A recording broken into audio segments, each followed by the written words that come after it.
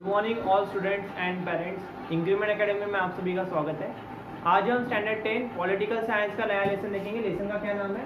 The electoral process, निवडणूक प्रक्रिया। उसमें हमने इसके प्रीवियस वीडियो लेक्चर्स में हमने जो इलेक्शन कमीशन है क्या स्टूडेंट, आज हम नया टॉपिक स्टडी करने वाले हैं। टॉपिक का नाम है निवडणूक आयोगाची कार्य, फंक्शंस ऑफ इलेक्टोरल कमीशन। उसका हम पहला देखेंगे सब topic, preparing the voters list, मतलब मतदार याद्या तैयार करना।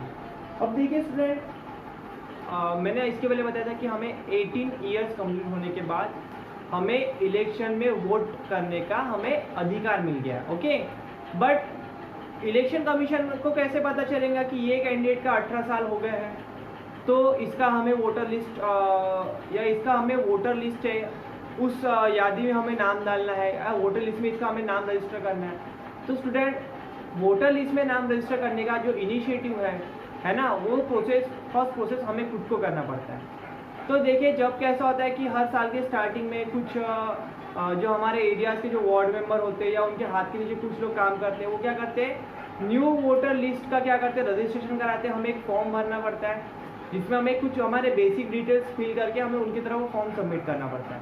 फिर कुछ दिनों बाद बाय पोस्ट हमारे घर में वोटर ID हमारा जनरेट होकर हमारे बाय पोस्ट हमारे घर में आता है।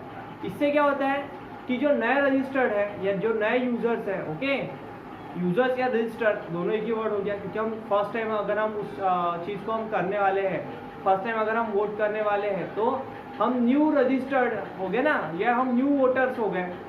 तो देखते हैं, every Indian citizen who has completed 18 years of age has to right to vote. मतलब जितने भी इंडियन सिटीजन्स हो गए, जिस तरह से वो 18 ईयर्स कंप्लीट हो जाते हैं, उसके बाद क्या होता है, उनको वोट देने का उनको अधिकार मिल जाता है। To exercise the right to vote, citizens name must be in voter list. अगर देखिए, अगर आपको वोट देना है तो आपका नाम उस वोटर लिस्ट में आपका रजिस्टर्ड रहना कंपलसरी है। ओके, अगर आपका नाम ही वोटर लिस्ट में रजिस्टर्ड नहीं रहेगा तो आप ऐसा कोई भी पर्सन उठ के नहीं आ जाएगा कि चलो मेरा एज 18 ईयर्स हो गया, आपने अपना कोई भी ID प्रूफ दिखा दिया। Okay, for example ID proof में अलग अलग आते हैं कि आधार कार्ड आ गया, पैन कार्ड आ गया। 18 ईयर्स के बाद अपना पैन कार्ड बना सकते हो, ड्राइविंग लाइसेंस बना सकते हो।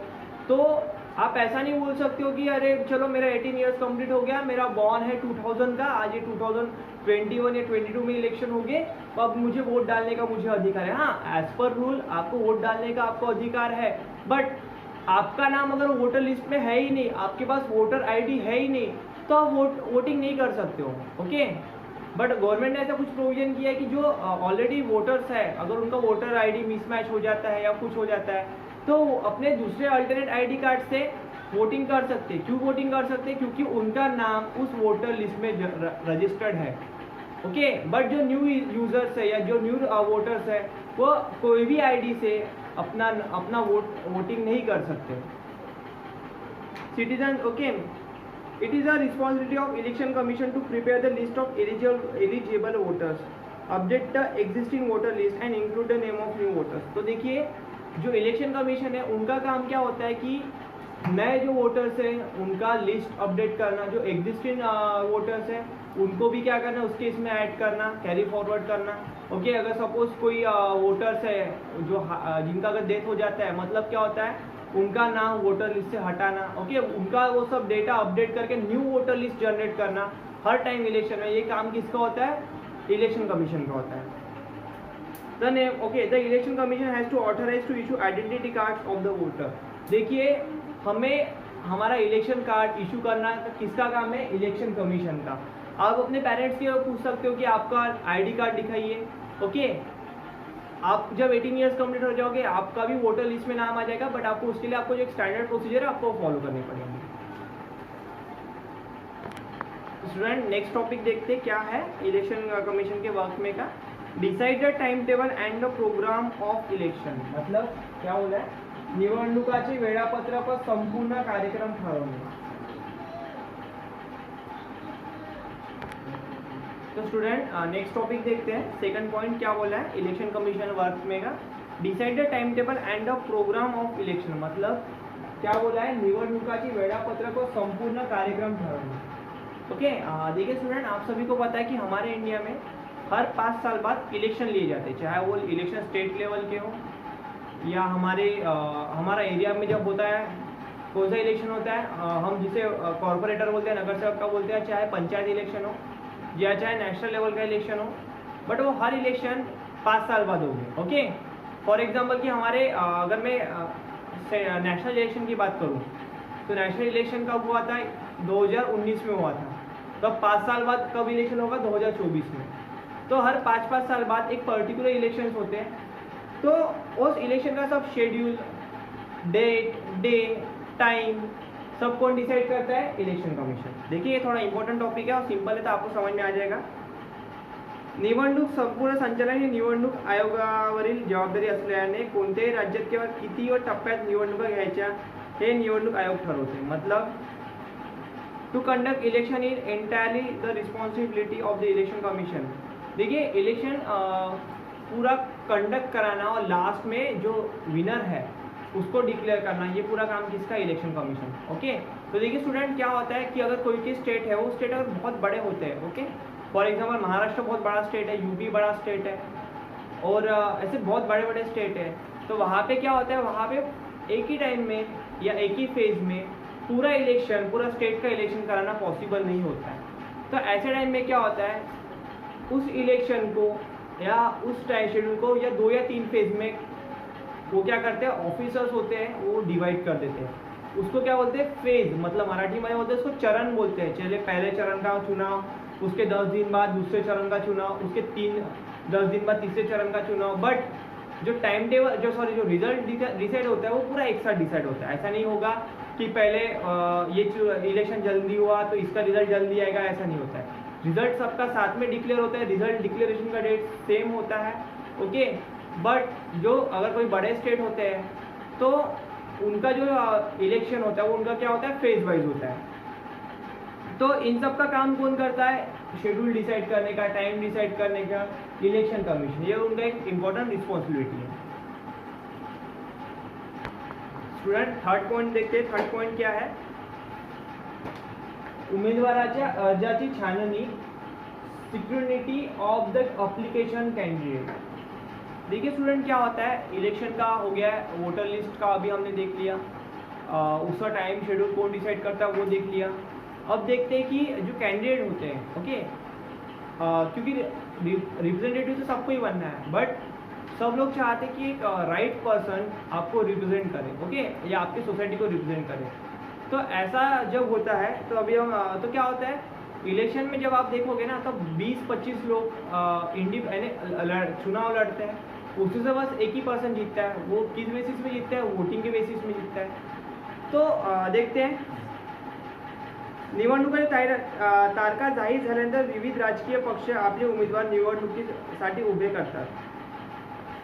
क्या बोला गया है, after the election dates are declare every political party select candidate to contest election. मतलब देखिए जिस तरह से इलेक्शन के डेट्स डिक्लेयर हो जाते हैं पर्टिकुलर स्टेट या रीजन के लिए, तो क्या होता है, जो अलग अलग पॉलिटिकल पार्टीज है, फॉर एग्जांपल बीजेपी, कांग्रेस, आम आदमी पार्टी, ऐसे बहुत सारे पार्टीज है, तो क्या होते हैं, वो पार्टीज एलिजिबल यानी जिस पर्सन का उस एरिया में ज़्यादा प्रभाव होगा, है ना, ऐसे आदमी को, या जो बहुत ही पुराना कैंडिडेट कार्यकर्ता बोलते हैं ना, जिसे हम हमारे जनरल लैंग्वेज में कार्यकर्ता, जो उस एरिया का ऑलरेडी कार्यकर्ता होगा, ऑलरेडी उसने एरिया को रिप्रेजेंट किया होगा।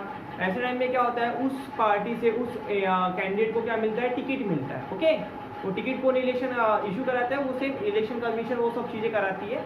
ओके, तो पार्टी की तरफ से वो टिकट मिलता है। फिर उसके बाद क्या होता है कि वो इलेक्शन कमीशन उस जो कैंडिडेट है उसका एलिजिबिलिटी चेक करती है। Some candidate contest the election independently without the support of any political party.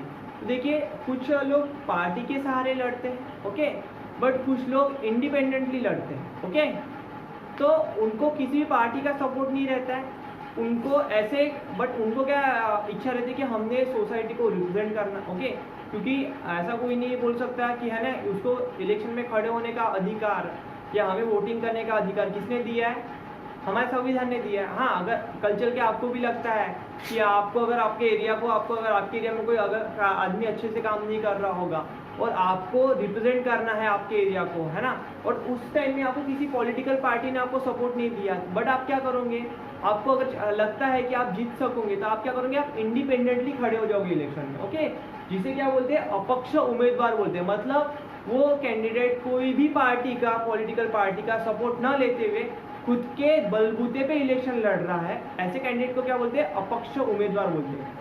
Independent candidate बोला जाता है।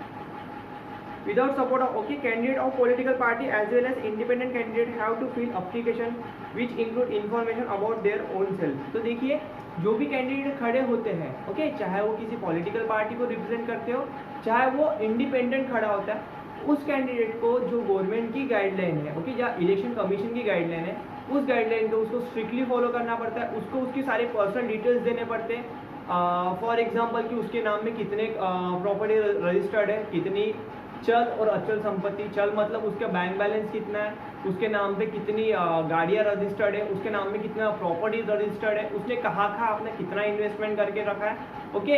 एंड नेक्स्ट उसके नाम के आगे कोई क्रिमिनल है ना, या कोई क्रिमिनल चीज़ उसके नाम के साथ जुड़ा हुआ तो नहीं है ना। तो हम देखते हैं कि कोई अगर कोई गुंडा है या ये है ना, हमें नहीं लगता कि वो आदमी हमें रिप्रेजेंट करे, क्योंकि ऑलरेडी वो गलत प्रवृत्ति का आदमी है।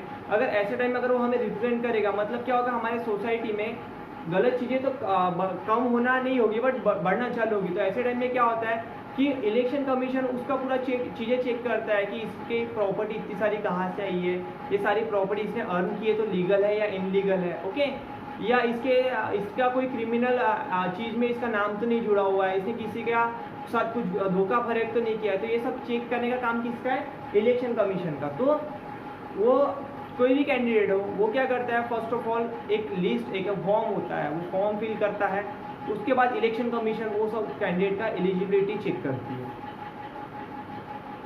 The election commission scrutinise all application and allow the eligible candidate to contest the election. तो देखिए इलेक्शन कमीशन क्या होता है, सारे जो भी अप्लीकेंट्स होते हैं, ओके, जो भी अप्लाई करते हैं इलेक्शन लड़ने के लिए, क्या करते हैं, उसकी सारी चीज़ों की बारकाई से छानबीन करते हैं। क्योंकि एक सीधा एग्जांपल है, अगर आपकी एरिया का अगर कोई गुंडा होगा, ओके, या कोई आदमी होगा जो गलत चीज़ें कर रहा होगा, अगर वो इलेक्शन में खड़ा हो जाता है तो ऑब्वियसली वो क्या करेगा, गलत चीज़ों को तो और ज़्यादा है ना, और ज़्यादा बढ़ावा देगा। बट ये चीज़ गलत है तो ये उसको इलेक्शन में टिकट देना नहीं देना ये किसका काम होता है, या उसको अगर टिकट मिलता भी है, ओके, बट उसका टिकट का या उसको नाम को एलिजिबल करना या नहीं करना ये काम किसका होता है, इलेक्शन कमीशन का। तो इलेक्शन कमीशन यहाँ पे बहुत इंपॉर्टेंट रोल प्ले करता है ऐसे इंसान को सिलेक्ट या डिसेलेक्ट करने में। तो स्टूडेंट नेक्स्ट टॉपिक देखते हैं। नेक्स्ट टॉपिक क्या है, due recognisation to political party, राजकीय पक्षांना मान्यता देने। देखिए स्टूडेंट, इसके पहले हमने इंडिपेंडेंट कैंडिडेट डिस्कस किया था, ओके, जो क्या होता है किसी भी पॉलिटिकल पार्टी का न सपोर्ट लेते हुए खुद के दम पे इलेक्शन लड़ता है, जिसको हम अपक्ष उम्मीदवार बोलते हैं। बट ऐसे कुछ लोग हैं, है ना, तो वो क्या करते हैं, खुद का एक पॉलिटिकल पार्टी फॉर्म करते हैं। तो पॉलिटिकल पार्टी और इंडिपेंडेंट इलेक्शन लड़ना वो बहुत बड़ा डिफरेंस होता है। अगर आप कोई पार्टीज फॉलो करते यानी बनाते हो तो क्या होता है, उसमें बहुत सारे लोगों का साथ आना ज़रूरी होता है ना। अगर मैं आज अकेला हूँ तो मैं अपनी कोई पॉलिटिकल पार्टी नहीं बना सकता। क्यों नहीं बना सकता, क्योंकि मेरे सपोर्ट में बहुत ज़्यादा लोग नहीं खड़े हैं ना, जिनका ऑलरेडी कुछ ना कुछ पॉलिटिशियन से जिनका रिलेशन होगा। तो मैं ऐसे लोगों को मिला के कभी पॉलिटिक्स पार्टी नहीं बना सकता हूँ। तो देखते आपल्या देशात बहुपक्ष पद्धती आहे, तसेच नवनवे पक्ष निर्माण होतात। देखिए क्या है, we have a multi party system in our country. देखिए हमारे इंडिया में ना बहुत ज़्यादा पार्टीज होती है, ओके। हमें तो मेनली क्या पता है, बीजेपी, ओके, हमारे बीजेपी पता है। उसके बाद हम महाराष्ट्र में रहते हैं, हमें शिवसेना पता है। महाराष्ट्र में रहते हैं, हमें मनसे पता है ना। आपने सभी नाम सुना होगा, आप इलेक्शन के समय आप न्यूज़पेपर देखते हो, टीवी में न्यूज़ देखते हो तो आपको सब पता चल जाता है। बट और कुछ ऐसे पार्टीज होगी हैं, है ना, जो अलग अलग स्टेट में वर्किंग करती है। हमारे महाराष्ट्र की तो मैंने बता दिया, एनसीपी होगी, मनसे होगी, शिवसेना होगी, बीजेपी पूरी नेशनल पार्टी होगी, कांग्रेस पूरी नेशनल पार्टी होगी।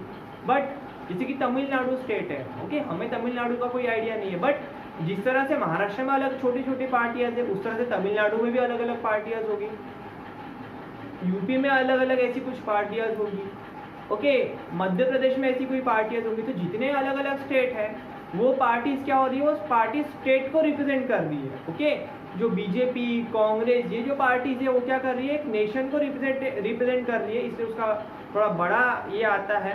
ओके, बड़ा उसका नाम इसलिए हमें हमेशा सुनते हैं। बट जिस तरह से हमारे लिए तमिलनाडु की कोई जो पार्टी होगी वो हमारे लिए न्यू होगी, उसी तरह से तमिलनाडु के स्टूडेंट के लिए जो इंडियन जो महाराष्ट्र की जो पार्टी है जैसे शिवसेना ये है, वो उनके लिए नहीं होगी। शिवसेना हमारे लिए नहीं क्यों नहीं है, क्योंकि हम अल्टरनेट डेज में उसका नाम सुनते हैं, उसके कुछ एड्स देखते हैं पेपर में। ओके, तो ऐसे हर स्टेट में उनके अलग अलग कुछ छोटे पार्टीज होते हैं। तो क्या होता है, पार्टी किस तरह से फॉर्म होती है, new parties continue to be form, split the parties result in the formation of new parties. मतलब देखिए, इंडिया में हर टाइम कुछ नई पार्टीज फॉर्म होती है। नई पार्टी का उदय किस तरह से होता है, जो ऑलरेडी एग्जिस्टिंग पार्टी है, ओके, उसमें के कुछ जो सीनियर लीडर्स हैं, वो सीनियर लीडर्स कभी पोजीशन से अनसेटिस्फाइड होते हैं, कभी किसी चीज़ से अनसेटिस्फाइड होते हैं, तो क्या करते हैं, अपने सपोर्टिंग पर्सन का एक ग्रुप बना लेते हैं, वो ग्रुप बना के वो उस पार्टी को छोड़ देते हैं, है ना। फॉर एग्जाम्पल मैं अभी आपको यहाँ पे समझा देता हूँ।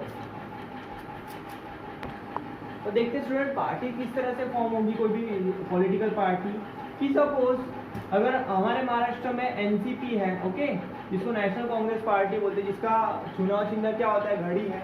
ओके, अगर सपोज वहाँ पे अगर, है ना, अगर वहाँ पे अगर 350, ओके, 350 पर्सन्स हो गए जिनका बहुत बड़ा ये है, उनका बहुत ज़्यादा प्रभाव है हमारे पूरे महाराष्ट्र में, तो उसमें से क्या हो गया, उसमें से अगर 150 लोग, है ना, उसमें से 150 लोग अनसेटिस्फाइड हो गए, है ना, कभी उनको कोई पोजीशन नहीं मिला, कभी उनको उनके पार्टीज के जो ये है पॉलिसीज है उनको पसंद नहीं है, तो क्या होगा, उसमें से जो 150 पर्सन्स है ना, या 150 जो लीडर्स है, उसमें से एक आदमी क्या करेगा, आगे आके उनको रिप्रेजेंट करेगा, किन लोगों को, 150 लोगों को, कि छोड़ो तुम नहीं होना सेटिस्फाइड, चलो हम इन पार्टी को स्प्लिट करते हैं, मतलब तोड़ देते हैं, और हम हमारा नया नाम से नई रूलिंग पार्टी बनाते हैं। तो क्या हो गया, ये एक पर्सन हो गया, एक लीडर आ गया जिसका इन सबसे ज़्यादा वर्चस्व था इस पार्टी में, उसने क्या किया, इन लोगों को अपने सपोर्ट में ला लिया, और ऐसे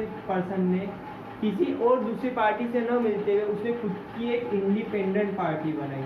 तो क्या हो गया, ये पार्टी में 350 थे, 150 चले गए, पार्टी में कितने लोग बचे, 200 लोग बचे, और इस आदमी ने अपनी 150 सपोर्टिंग पर्सन की एक नई पार्टी फॉर्म कर दी।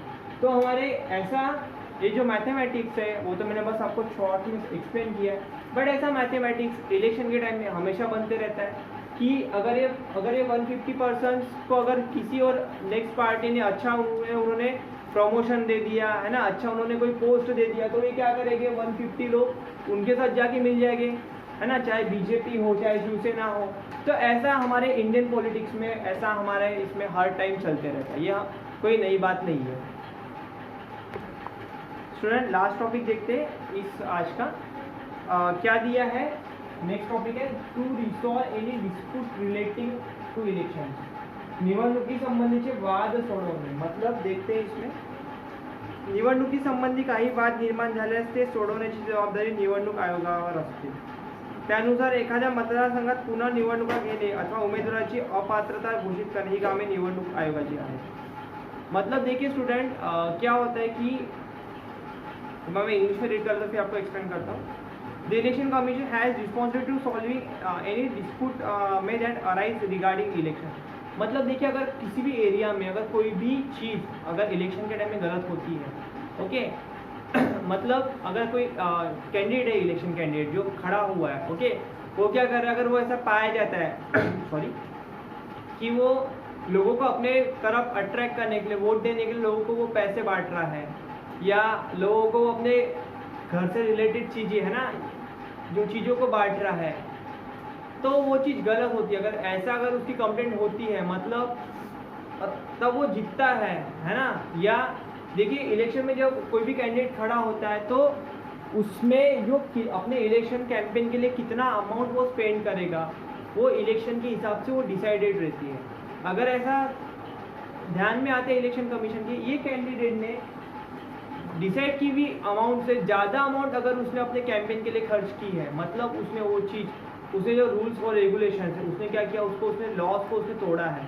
तो ऐसे कंडीशन में क्या होता है, तो इलेक्शन कमीशन के हाथ में जो पावर रहता है कि उस इलेक्शन कैंडिडेट को, है ना, जो कैंडिडेट खड़ा हुआ है उसको एलिजिबिलिटी उसको अनएलिजिबल डिक्लेयर करके उसका जो एलिजिबिलिटी है उसका ख़त्म करने का, मतलब वो इलेक्शन लड़ने के लिए क्या है, अनसेट यानी एलिजिबल नहीं है। एंड नेक्स्ट अगर वो जीतता है तो क्या होता है, ऐसे समय में वो कोई गलत चीज़ें करके वो इलेक्शन को जीत रहा है, तो ऐसे टाइम में उस कैंडिडेट का जो विनिंग प्रोसेस है वो कैंसिल करा के तो डबल इलेक्शन लेना, ये प्रोसेस, ये पूरा किसका रिस्पॉन्सिबिलिटी है, इलेक्शन कमीशन का। तो देखिए स्टूडेंट, आज हमने बहुत ही इंपॉर्टेंट टॉपिक पे डिस्कस किया है। ओके, होप सो आपको पूरा टॉपिक समझ में आ गया। फिर भी अगर आपको कोई टॉपिक समझ में नहीं आता है तो आपको वैसे कमेंट करना है और वीडियो को आपको पूरा देखना है और ज़्यादा से ज़्यादा स्टूडेंट के साथ आपको शेयर करना है।